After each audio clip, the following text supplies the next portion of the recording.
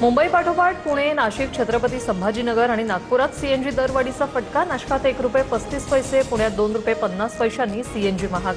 तर नागपूर आणि छत्रपती संभाजीनगरातही सीएनजीच्या दरात प्रत्येकी ₹2 वाढ। आता लवकरच लॉकडाऊन सारखे दिवस येतील। महिनाभरात पेट्रोल ₹170 तर डिझेल ₹150 जाईल। पैसे गुंतवू नका, सुरक्षित ठेवा। काँग्रेस नेते विजय वडेट्टीवारांकडून सरकारवर टीका करत जनतेला आवाहन। राज्य सरकारने वॅट आणि सरचार्ज रद्द केल्यास इंधनाचे दर कमी होऊ शकतात। वाहतूक, शेती आणि उद्योग क्षेत्रालाही मोठा दिलासा मिळेल। जयंत पाटलांची मुख्यमंत्र्यांकडे मागणी। देशभरात बकरी ईद साजरी। मीरा रोड, गोरेगाव, घाटकोपरमध्ये कुर्बानीवरून झालेल्या वादानंतर कडक पोलीस बंदोबस्त तैनात। ईदगाह, मशिदी आणि सार्वजनिक ठिकाणी सामूहिक नमाज पठण। कामाख्या देवीच्या मंदिरात 55 रेडे कापून सत्तेत आलेलं सरकार कुर्बानीला विरोध करतंय। संजय राऊतांचा हल्लाबोल। तर जनतेनं उबाठा गटाचा बळी घेतल्यानं महायुती सरकार सत्तेत। नवनाथ बन यांचं प्रत्युत्तर। पुण्यातील सारसबाग आज आणि उद्या बंद। पुण्यातील जमावबंदीच्या आदेशामुळे हा निर्णय। सारसबागेतील गणपती मंदिर मात्र दर्शनासाठी रात्री 10 वाजेपर्यंत सुरू राहील।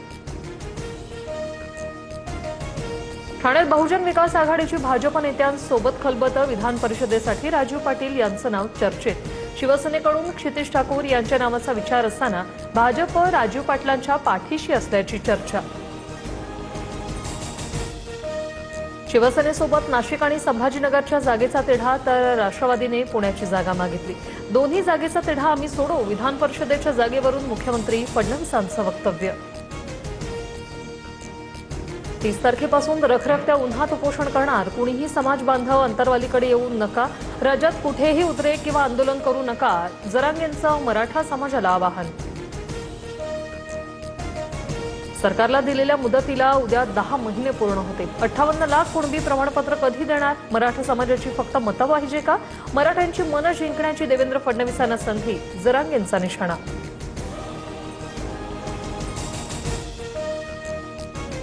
राधाकृष्ण विखे पाटील आणि प्रसाद लाड उद्या जरांगेंना भेटणार। मराठा समाजाला न्याय मिळवून देणारे अपेक्षित उत्तर मनोज जरांगेंना मिळेल, प्रसाद लाड यांचं आश्वासन। पुण्याच्या नसरापुरातील चिमुकलीवरील अत्याचार प्रकरणी नराधम भीमराव कांबळे विरोधात आरोप निश्चित। आरोपी विरोधात पुरावे असल्या एका महिला नेत्याकडून फोनवरून धमकी आल्याचा दीपाली सय्यद यांचा आरोप। करिअर उद्ध्वस्त होईल अशी धमकी। भोंदू अशोक खरातवरील चित्रपटात दीपाली सय्यद रुपाली चाकणकरांची भूमिका साकारणार। मुख्यमंत्री फडणवीसांनी घेतली पंतप्रधान मोदींची भेट। महाराष्ट्रातील विविध प्रकल्प आणि अभियानांची माहिती दिली। फडणवीस, शिंदे, सुनेत्रा पवार सध्या दिल्लीत। भाजपमध्ये मोठा फेरबदल। 4 राज्यांचे प्रदेशाध्यक्ष बदलले। पंजाबमध्ये केवलसिंह ढिल्लो, दिल्लीत हर्ष मल्होत्रा, त्रिपुरात अभिषेक देबरॉय, तर हरियाणात अर्चना गुप्ता यांची प्रदेशाध्यक्षपदी नियुक्ती।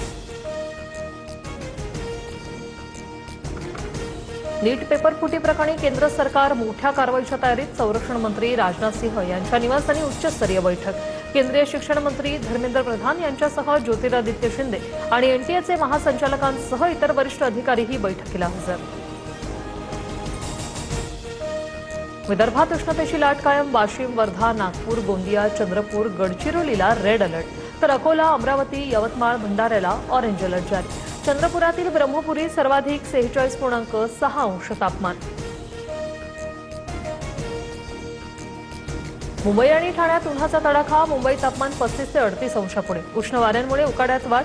मान्सूनपूर्व पावसाला विलंब। नागपुरात 24 तासात उष्माघातानं 10 जणांचा मृत्यू झाल्याचा संशय। मृतकांमध्ये भिक्षेकऱ्यांसह 3 रेल्वे प्रवाशांचाही समावेश। मृत्यूच्या अहवालानंतर कारण स्पष्ट होईल। सोलापूरच्या रोटीभट्टीत भाजण्यापूर्वी थुंकतानाचा एक व्हिडिओ व्हायरल। मुंबईच्या गोरेगावातील संतोषनगर परिसरातील हा धक्कादायक प्रकार।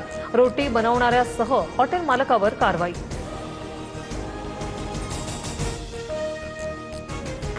कर्नाटकमध्ये सिद्धरामय्या यांच्या राजीनाम्याबाबत सस्पेन्स वाढला। मुख्यमंत्री बदलण्याच्या चर्चा। मात्र राज्यपाल थावरचंद गेहलोत मुंबईत। सिद्धरामय्यांनी आज दुपारी राज्यपालांच्या भेटीची वेळ मागितली होती। अमेरिकेचा इराणवर पुन्हा हवाई हल्ला. होर्मुझच्या आसपासच्या ठिकाणांवर अमेरिकेने 4 ड्रोन पाडल्याचा दावा. 3 दिवसात अमेरिकेचा इराणवर हा दुसरा मोठा हल्ला.